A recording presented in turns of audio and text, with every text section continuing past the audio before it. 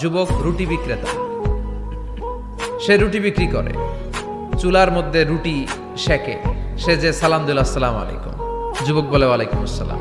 আহমদ বিন হাম্বল বলে, যুবক আমার যাওয়ার জায়গা নেই, সফরে বেরিয়েছি, খুব শীতে কষ্ট পাচ্ছি, রাতে যদি তোমার এই চুলা থেকে একটু আগুন পোহাই কোনো সমস্যা? যুবক বলে, না না সমস্যা না, আহলান ওয়া সাহলান, খুব সামনে আসেন আসেন, আপনি আগুন পোহাইলে আমার সমস্যা কি? সুবহানাল্লাহ পড়েন।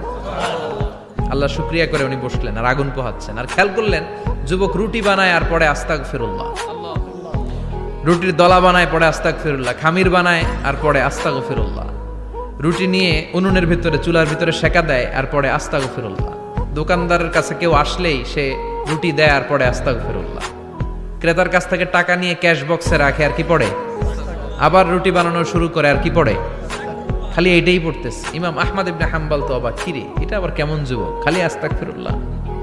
উনি প্রশ্ন করলেন, যুবক ঘটনা কি? আসার পর থেকেই তোমার দেখতেছি তুমি রুটি বানাও, রুটি বিক্রি করো আর পড়ো আস্তাগফিরুল্লাহ।